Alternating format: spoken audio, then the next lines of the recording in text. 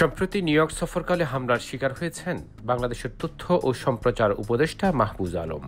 এ নিয়ে দেশ বিদেশে ব্যাপক আলোচনা সমালোচনার ঝড় বয়ে যায়।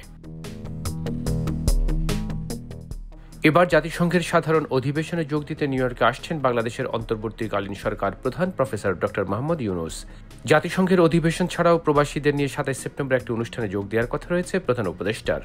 এদিকে প্রধান উপদেষ্টার নিউ ইয়র্ক সফরকালে প্রতিবাদ বিক্ষোভের প্রস্তুতি নিচ্ছে যুক্তরাষ্ট্র আওয়ামী লীগ ও সহযোগী সংগঠনগুলো।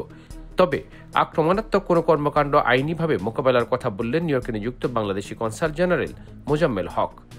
আমরা ইতিমধ্যে সবসময় যেটা করে থাকি যে এখানকার স্টেট ডিপার্টমেন্টকে, এনআরবিডিকে এবং মেয়র অফিসকে আমরা চিঠি দিয়েছি। নর্মালি যে ধরনের সিকিউরিটি তারা প্রদান করে থাকে, আমরা বিশেষ করে আমাদের তথ্য উপদেষ্টা মহোদয় যখন এসেছিলেন, তারা যে ধরনের ঘটনা ঘটিয়েছে, সন্ত্রাসী কায়দায় আমাদের প্রপার্টিস ভাঙচুর করেছে, ওটার প্রেক্ষিতে আমরা ব্যাপকভাবে বলেছি যে নিরাপত্তা ব্যবস্থা যেন আরো শক্তিশালী করে। এ সময় তিনি সম্প্রতি তথ্য ও সম্প্রচার উপদেষ্টা নিউ ইয়র্কে আসার পর হামলা সন্ত্রাসী কর্মকাণ্ডের ঘটনায় একাধিক অভিযুক্তকে গ্রেপ্তার করা হয়েছে বলে জানান। আমরা পরদিনে আমরা স্টেট ডিপার্টমেন্ট, এনআইপিডি এবং এয়ার অফিসে আমরা আমাদের ডিপ্লোম্যাটিক নোট পাঠিয়ে এবং কয়েকজন নাম উল্লেখ করে প্রায় অজ্ঞাত ৩০-৪০ জনের নাম আমরা দিই।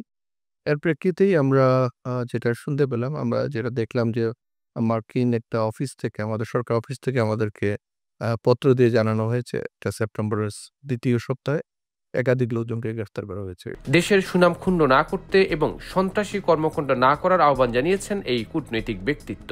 তারা তাদেরকে ইনভাইট করবে, কিন্তু এখানে যারা আসবেন তারা কিন্তু কর্মী এবং বড় অংশে কিন্তু এখানে হয়তো গ্রিন কার্ড প্রাপ্তির অপেক্ষায় আছে, অথবা গ্রিন কার্ড পেয়েছে, পাসপোর্টের অপেক্ষায় আছে, আমেরিকান পাসপোর্ট।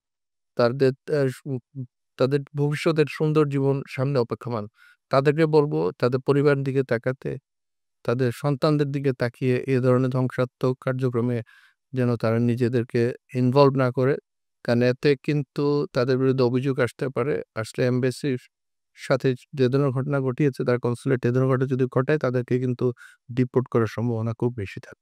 যুক্তরাষ্ট্র আইনের বাইরে গিয়ে কোনো ধরনের প্রতিবাদ না করার আহ্বান জানিয়েছেন কনসাল জেনারেল মোজাম্মেল হক। সৌরভ ইমাম, আইবিটিভি, নিউ ইয়র্ক।